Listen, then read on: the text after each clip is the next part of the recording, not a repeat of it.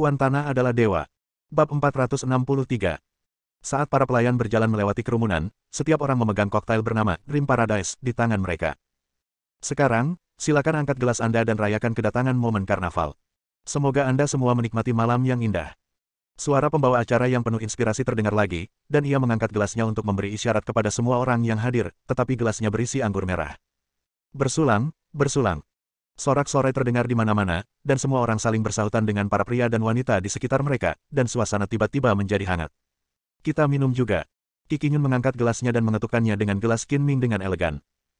Qin Ming menyadari pasti ada yang salah dengan anggur di gelas itu, tetapi meskipun itu racun, dia bisa menetralkannya, jadi dia meminum semuanya dengan acuh tak acuh. Setelah meminum koktail itu, otak Qin Ming langsung terkikis, membuatnya merasa seperti melayang di awan. Ia segera mengalirkan energi sejatinya untuk menghilangkan efek obat itu. Musik. Teriak pembawa acara, alunan musik dansa yang penuh semangat pun terdengar, membuat orang-orang tak kuasa menahan diri untuk tidak memutar tubuh mereka. Di bawah rangsangan ganda koktail Dream Paradise dan musik dansa, para pria dan wanita di lapangan mulai menjadi gila, sebagian menari sendirian, sebagian memeluk pria dan wanita di sekitar mereka.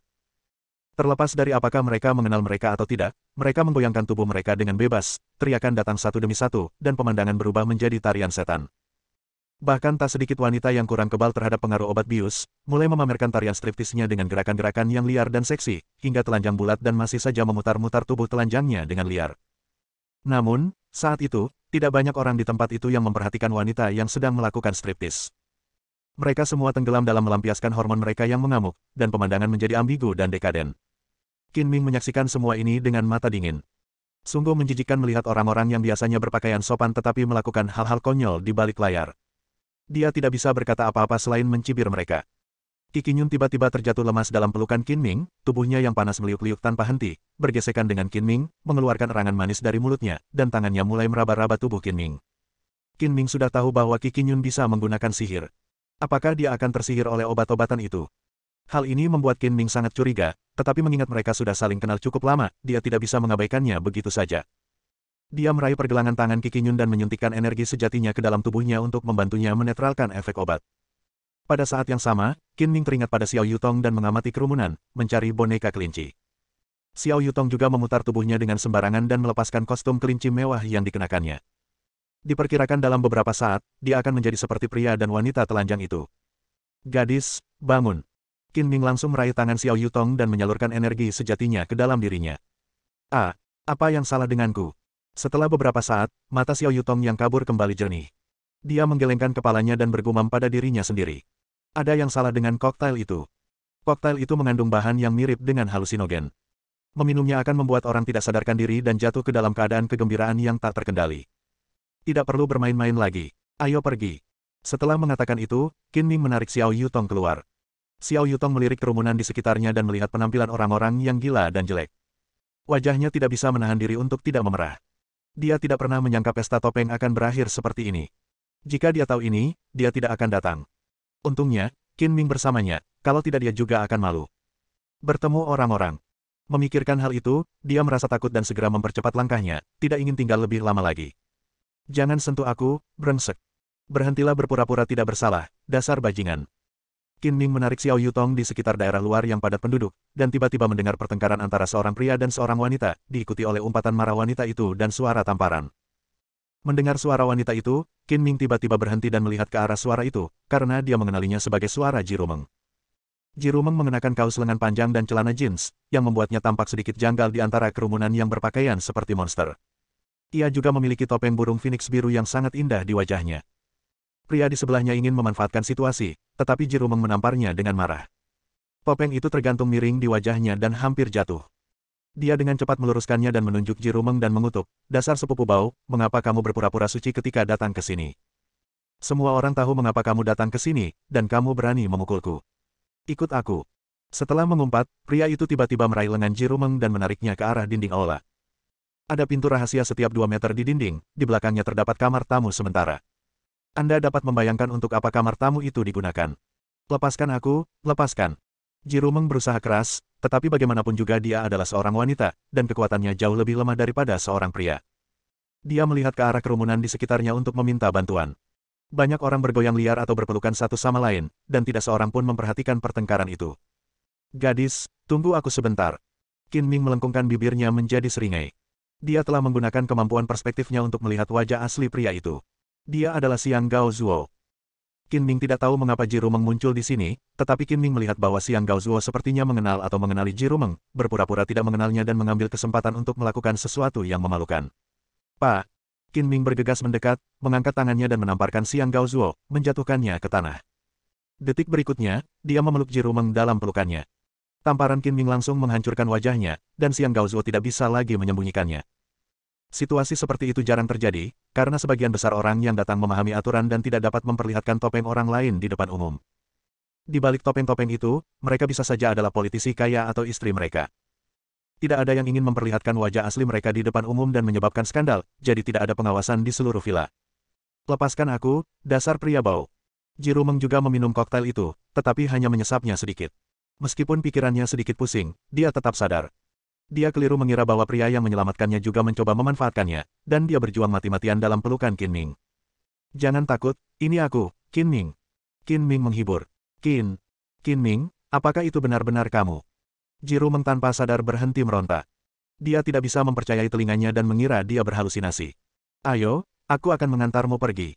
Qin Ming melepas topengnya, membiarkan Ji Rumeng melihatnya beberapa detik, lalu memakainya kembali. Sambil berbicara, dia diam-diam mentransfer energi sejatinya ke tubuh Ji Rumeng untuk membantunya melarutkan efek obat. Qin Ming muncul lagi di saat kritis untuk membantu. Ji Rumeng sangat terharu dan tidak bisa menahan diri untuk tidak memeluk Qin Ming. Hentikan tindakan sialan itu. Xiang Gaozuo mengumpat histeris, tetapi masih mempertahankan sedikit akal sehatnya dan merobek pakaiannya hingga menutupi separuh wajahnya.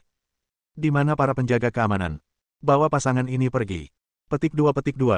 Pembawa acara di atas panggung melambaikan tangannya, dan beberapa pria di antara kerumunan dengan cepat berkumpul di sekitarnya. Pria-pria ini juga mengenakan topeng dan kostum aneh, tetapi mereka jelas merupakan petugas keamanan yang menyamar. Di pesta besar seperti ini, di mana setiap tamu membayar biaya puluhan ribu dolar, mustahil tidak ada keamanan untuk menjaga ketertiban. Hanya saja orang-orang ini menyamar dan bersembunyi di antara kerumunan, dan baru muncul ketika melihat sesuatu terjadi. Sialan, kau ingin pergi setelah menghajarku. Kau pikir tempat apa ini? Aku, Tuan Muda, tidak bisa melampiaskan amarahku, jadi jangan pernah berpikir untuk pergi. Xiang Gaozuo tidak melihat saat Qin Ming melepas topengnya. Saat ini, dia tidak tahu bahwa orang di depannya adalah Qin Ming, dan dia mengutuknya dengan marah. Xiang, jaga mulutmu dan jangan bicara omong kosong lagi. Tatapan mata Qin Ming tiba-tiba menjadi setajam pisau, dan aura dingin keluar dari tubuhnya. Xiang Gaozuo menggigil dan melangkah mundur karena takut. Ia melihat sekeliling dan melihat beberapa petugas keamanan mengelilinginya. Ia segera memberanikan diri dan berhenti. Xiang Gaozuo, berhentilah bersembunyi. Apa kau pikir aku tidak bisa mengenali dirimu? Apa kau terlalu malu melihat seseorang menutupi wajahmu dengan kain? Qin Ming mencibir. Kamu, siapa kamu? Xiang Gaozuo merasa gelisah ketika nama aslinya terungkap di depan umum. Jadi itu kamu, dasar pria hina. Ji Rumeng berteriak malu dan marah. Pantas saja suara orang itu terdengar familiar. Kamu salah orang, berhentilah menggigit seperti anjing. Xiang Gaozuo menolak mengakuinya dan berteriak dengan marah, tangkap pasangan ini. Tepat saat petugas keamanan bergegas mendekat, Qin Ming bergerak secepat kilat dan merobek kain yang menutupi wajah Xiang Gaozuo. Xiang Gaozuo buru-buru menutupi wajahnya seolah-olah dia telah membuang daun ara miliknya. Kau tahu, kau terlalu malu untuk menghadapi orang lain. Qin Ming mencibir, lalu menendang perut Gaozuo lagi. Ah!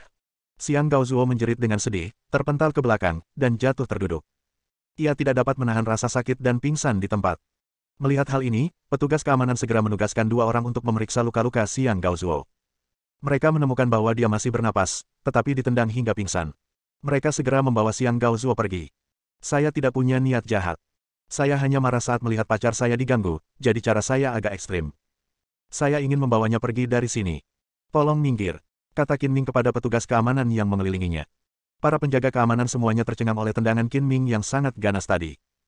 Wajah mereka tampak serius seolah-olah mereka sedang menghadapi musuh besar. Setelah mendengar apa yang dikatakan Qin Ming, ekspresi mereka sedikit rileks dan mereka melirik ke arah panggung. Kami juga tamu terhormat di sini. Jika kalian tidak berani melepaskan kami, kalian akan menanggung akibatnya. Xiao Yutong berdiri di samping Qin Ming, menunjukkan sisi dominan seorang wanita kaya, dan berteriak dengan dingin. Tuan rumah memiliki status tertentu di sini, dan dia memberi isyarat, dan petugas keamanan memberi jalan untuknya. Silakan masuk, kata salah satu penjaga keamanan. Kalian pintar sekali. Xiao Yutong mendengus dingin, meraih lengan saudara Qin, dan berjalan keluar dengan angkuh. Ji Rumeng juga meraih lengan Qin Ming yang lain dan mengikutinya dari dekat. Petugas keamanan takut Qin Ming akan terus menimbulkan masalah, jadi mereka mengikutinya hingga mereka mengawal Qin Ming dan dua orang lainnya keluar dari villa. Seseorang mengendarai Audi A8 milik Qin Ming dan memarkirnya di pinggir jalan. Ji Rumeng dan Xiao Yutong masuk dan duduk di kursi belakang. Qin Ming tentu saja duduk di kursi pengemudi dan pergi. Rumeng, mengapa kamu pergi ke pesta topeng? Tanya Qin Ming. Bab 464. Aku tidak tahu kalau itu jenis tarian seperti itu. Ji Rumeng tersipu. Kamu juga tahu kalau aku disembunyikan oleh perusahaan. Aku ingin mengakhiri kontrak dan mencari perusahaan baru. Setelah mempertimbangkan secara matang, aku memilih Senyu Media. Bos Senyu Media adalah seorang wanita. Dia bilang dia akan mengadakan pesta dengan teman-temannya malam ini dan memintaku untuk datang kepadanya, jadi aku pergi. Karena CEO Senyu Media adalah seorang wanita, Ji Rumeng tidak terlalu memikirkannya. Saat pesta berlangsung, terutama setelah minum koktail yang disebut Dream Paradise, dia menyadari ada sesuatu yang salah. Setelah mendengarkan cerita Ji Rumeng, Qin Ming akhirnya mengerti mengapa dia muncul di pesta topeng, dan untungnya dia juga pergi ke sana. Nona Ji, Anda disembunyikan oleh perusahaan. Apakah manajemen perusahaan Anda sehat? Xiao Yutong bertanya dengan heran, mengapa mereka menyembunyikan Anda? Alasannya cukup rumit, dan aku tidak bisa menjelaskannya dengan jelas saat ini. Ji Rumeng tidak ingin memberitahu alasan sebenarnya, jadi dia berbicara dengan samar. Kamu sekarang sangat populer, tetapi kamu adalah sapi perah, tetapi perusahaan telah menyembunyikanmu. Manajemennya benar-benar sakit, kata Xiao Yutong dengan marah. Alasannya tidak penting. Yang penting saya akan diberhentikan sementara oleh perusahaan, dan saya tidak mau berkompromi. Saya hanya bisa mengusulkan untuk mengakhiri kontrak dan mencari perusahaan baru, kata Ji Rumeng tanpa daya. Sebagai seorang bintang setenar dan menjanjikan sepertimu, pasti ada banyak perusahaan yang berlomba-lomba untuk merekrutmu, jadi jangan khawatir. Xiao Yutong menghibur. Itu benar, tetapi jika saya mengakhiri kontrak, saya harus membayar ganti rugi dalam jumlah besar. Saya pribadi tidak mampu membayar uang sebanyak itu, jadi saya hanya bisa mencari perusahaan baru untuk membayarnya. Hal ini saja membuat banyak perusahaan tidak bersemangat, sehingga hanya perusahaan-perusahaan terbaik di industri yang bisa dipilih. Itu hanya kompensasi, itu mudah, besar. Xiao Yutong ingin memanggil paman, tetapi takut Ji Rumeng tidak tahu siapa yang sedang dia bicarakan, jadi dia dengan cepat mengubah kata-katanya dan berkata, Kakak Qin adalah seorang miliarder, biarkan dia membantumu membayar terlebih dahulu. Denda karena melanggar kontrak setidaknya puluhan juta, yang bukan jumlah yang kecil. Bahkan saya tidak tahu apakah saya mampu membayarnya kembali di masa mendatang. Saya tidak dapat melibatkan Tuan Qin. Ji Rumeng menolak. Hanya beberapa puluh juta. Aku tidak peduli sama sekali. Ketika kamu secara resmi mengusulkan untuk mengakhiri kontrak dan tidak dapat menyediakan uang, datang saja kepadaku. Qin Ming berkata dengan ramah. Terima kasih atas kebaikanmu. Ji Rumeng sangat berterima kasih, tapi aku sudah berutang banyak padamu, jadi aku tidak bisa merepotkanmu lagi. Biar ku katakan padamu, Nona Ji, kau memang keras kepala. Kutu yang terlalu banyak tidak akan menggigitmu, utang yang terlalu banyak tidak akan membuatmu khawatir. Sekali berutang, utang yang banyak akan terus bertambah. Lagi pula, puluhan juta tidak ada apa-apanya bagi saudara Qin. Dia bahkan punya begitu banyak uang sehingga tidak punya tempat untuk membelanjakannya, dan dia bahkan memberiku puluhan juta. Pembagian uang yang disebutkan Xiao Yutong tentu saja adalah saat ia dan Qin Ming bersama-sama di Kasino Neptune. Ia memberikan sejumlah uang judi kepada Qin Ming dan membaginya sesuai dengan proporsinya. Ia tidak pernah menyangka bahwa uang itu akhirnya akan menjadi puluhan juta. Setiap kali ia menyebutkan hal ini, ia tidak bisa berhenti tersenyum. Seperti kata pepatah, jika seseorang bersikap baik kepada Anda tanpa alasan, dia adalah pencuri atau pencuri. Qin Ming tidak terburu-buru meminjam uang dan menghormati pendapat Ji Rumeng. Jika dia meminta, Qin Ming pasti akan meminjamkannya padanya. Jika dia tidak meminta, Qin Ming tidak akan mengambil inisiatif untuk meminta. Aku punya ide bagus. Xiao Yutong memikirkannya dan berkata dengan cerdik, kamu bisa meminta saudara Qin untuk mendirikan perusahaan hiburan dan mengontrakmu. Kamu bisa menjadi artis di bawah perusahaan saudara Qin dan dia akan membantumu membayar hiburan. Bukankah wajar untuk membayar ganti rugi yang telah ditetapkan? Mendengar ini, mata Ji Rumeng berbinar. Dia bersedia menjadi artis di bawah naungan perusahaan Qin Ming, dan dia tidak perlu khawatir tentang Qin Ming yang menyelinap kembali atau hal-hal semacam itu. Namun pertanyaannya adalah apakah Qin Ming bersedia mendirikan perusahaan? Saudara Qin, apa pendapatmu tentang ideku? Xiao Yutong berkata sambil tersenyum, Nona Ji adalah bintang yang sedang naik daun. Jika kamu dapat mendirikan perusahaan dan mengontraknya, aku jamin kamu akan menghasilkan banyak uang. Hasil dari investasi puluhan juta tidak terbayangkan. Kamu harus berpikir dengan hati-hati. Mendirikan perusahaan bukanlah masalah. Masalahnya adalah bagaimana mengoperasikan perusahaan setelah didirikan. Saya dapat menginvestasikan uang, tetapi saya tidak dapat mengelolanya, kata Qin Ming. Kau keras kepala sekali. Xiao Yutong memutar matanya ke arah Qin Ming. Lebih mudah menyelesaikan sesuatu dengan uang. Kau punya uang, jadi apa yang kau takutkan? Pekerjakan seseorang untuk mengelolanya, dan kau bisa menjadi bos besar di balik layar. Tapi biar ku jelaskan dulu, ini ideku, dan aku juga ingin berinvestasi di dalamnya. Dasar kau orang yang rakus uang, kau sudah bersusah payah hanya untuk mencapai tujuanmu sendiri. Canda Qin Ming. Jangan khawatir tentang apa yang kupikirkan. Ini baik untukmu dan Nona Ji. Yang satu membayar dan yang lain bekerja. Ini adil dan masuk akal. Xiao Yutong berkata dengan percaya diri, bahkan jika aku berpartisipasi dalam saham, aku akan menjadi pemegang saham kecil. Kau tetap bos besar. Aku akan mematuhi perintahmu dalam segala hal. Kamu berbicara dengan sangat bersemangat, tetapi kamu masih tidak tahu apa yang dipikirkan Rumeng. Jika dia tidak senang, maka semua yang kamu katakan akan sia-sia. Kata Qin Ming. Jika Tuan Qin benar-benar ingin mendirikan agensi atau perusahaan hiburan, saya akan sangat bersedia menandatangani kontrak dan menjadi artis di bawah perusahaan Anda, kata Ji Rumeng tanpa ragu. Paman, Anda sudah mendengarnya, Nona Ji bersedia. Xiao Yutong berkata dengan gembira, ini sudah beres, Nona Ji tidak perlu bekerja keras untuk mencari pemilik baru. Paman, silakan pergi dan tangani formalitas perusahaan secepatnya. Saya akan mengambil 20 juta dari uang saya sendiri dan memberikan Anda saham sebanyak yang Anda inginkan. Terserah Anda. Xiao Yutong sama sekali tidak berminat mendirikan perusahaan, itu hanya sekadar hobi dan kegiatan spontan. Bagaimanapun, uang itu diperoleh melalui Qin Ming. Tidak peduli apa yang dilakukan Qin Ming, aku tidak akan merasa bersalah bahkan jika aku kehilangan semuanya. Namun, jika dia benar-benar dapat bekerja sama dengan Qin Ming untuk mendirikan perusahaan, Xiao Yutong merasa hubungannya dengan Qin Ming akan semakin membaik, dan inilah tujuan sebenarnya dari investasinya. Qin Ming tidak mempunyai niatan untuk mendirikan perusahaan, tetapi sekarang keadaan sudah seperti ini, dia tidak punya ruang untuk mundur. Baiklah, cukup sekian untuk saat ini. Kita bahas detailnya lain waktu. Mendirikan perusahaan bukanlah hal yang mudah. Qin Ming sama sekali tidak tahu harus mulai dari mana. Dia langsung teringat Gu Qingyi dan mempertimbangkan untuk mengajak Gu Qingyi juga. Dengan Gu Qingyi, Dewi dunia bisnis, yang bertanggung jawab, dan Ji Rumeng, seorang bintang populer, perusahaan pasti akan berkembang sangat lancar, dan Qin Ming bisa menjadi bos yang lepas tangan saja. Qin Ming teringat lagi pada Mu Yunsu. Jika dia juga bergabung, perusahaan akan memiliki dua wanita cantik, Ji Rumeng dan Mu Yunsu, sebagai andalannya, ditambah lagi dengan kecerdasan bisnis Gu Qingyi. Seperti kata pepatah, 3 wanita akan tampil memukau. Dengan 3 wanita cantik ini di atas panggung, perusahaan pasti akan jaya. Qin Ming adalah tipe orang yang lebih suka tidak melakukan sesuatu daripada tidak melakukannya. Begitu dia memutuskan untuk melakukan sesuatu, dia akan melakukannya dengan baik. Garis besar kasar sebuah perusahaan telah terbentuk dalam benaknya. Setelah sarapan keesokan harinya, Yang Ningxuan pergi bekerja di kantor polisi, sementara Qin Ming mengantar Mu Yunsu ke toko perhiasan untuk mengambil foto. Adik perempuan, apa rencanamu selama menjalani pelatihan di kota Donghai? Tanya Qin Ming setelah masuk ke dalam mobil. Berkomunikasilah dengan lebih banyak orang, berbaurlah dengan dunia luar, dan capailah tujuan memurnikan pikiran di dunia fana seperti yang dikatakan guru. Ucap Mu Yunsu dengan tenang. Dibalas.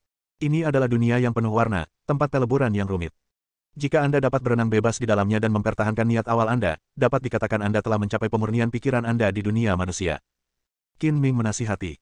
Mu Yunsu dengan hati-hati memahami makna mendalam dari kata-kata Qin Ming, merenung sejenak, dan mengangguk, saudaraku, kamu benar, terima kasih atas nasihatmu.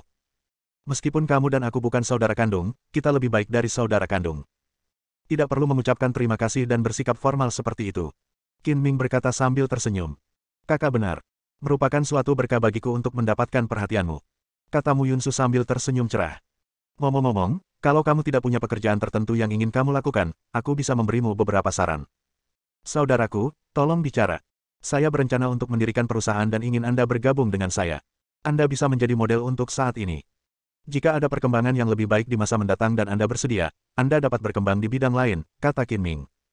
Baiklah, aku tidak tahu harus berbuat apa. Kalau begitu, serahkan saja padamu, kakak. Mu Yunsu langsung setuju.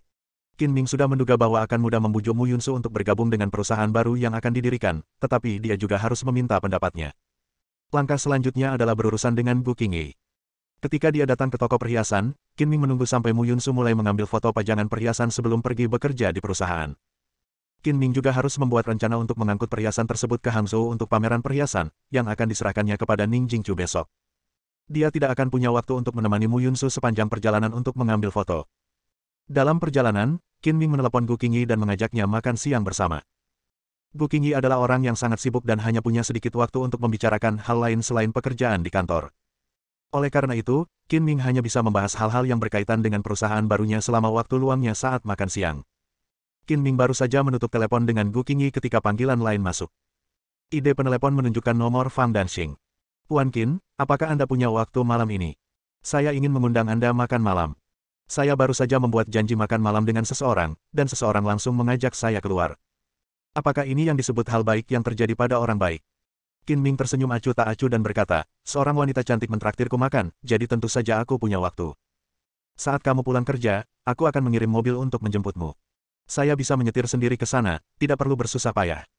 Pukul 8 malam, Hotel Internasional Kunlun, saya sudah memesan kamar pribadi dan sedang menunggu Anda. Hotel Internasional Kunlun adalah hotel bintang 5. Fang Danxing mengundang Qin Ming untuk makan malam di sini, yang menunjukkan betapa dia menghargainya. Baiklah, aku akan tiba tepat waktu. Qin Ming setuju dengan gembira. Setelah tiba di perusahaan, Qin Ming mulai menyusun rencana untuk mengawal perhiasan tersebut ke Hangzhou. Perjalanan dari kota Donghai ke Hangzhou memakan waktu sekitar 3 atau 4 jam. Ia memutuskan untuk mengawalnya dengan kendaraan dan menyusun rute spesifik secara terperinci, serta pengaturan untuk personel pengawalan. Selain itu, ia memutuskan untuk pergi bersama rombongan untuk memastikan tidak ada yang salah. Saat mereka selesai bekerja, hari sudah menunjukkan tengah hari. Qin Ming awalnya berencana untuk mengajak Gu Qingyi makan malam di restoran, tetapi Gu Qingyi tidak mau membuang waktu, jadi dia memesan makanan dan makan di kantor. Mengapa kamu berpikir untuk mengundangku makan malam hari ini? Gu Qingyi menghentikan pekerjaannya dan bertanya ketika dia melihat Qin Ming masuk ke kantor. Aku hanya merindukanmu, kata Qin Ming sambil tersenyum. Katakan saja apa yang ingin kau katakan, kata Gu Qingyi dengan wajah tegas. Kalau begitu aku akan langsung ke intinya. Qin Ming terbatuk pelan dan ekspresinya berubah serius. Aku ingat saat di Neptune, kau bilang kalau aku menyelamatkan semua orang di kapal, kau akan menyetujui salah satu permintaanku. Sekarang saatnya memenuhi janjimu, kan? Bersambung.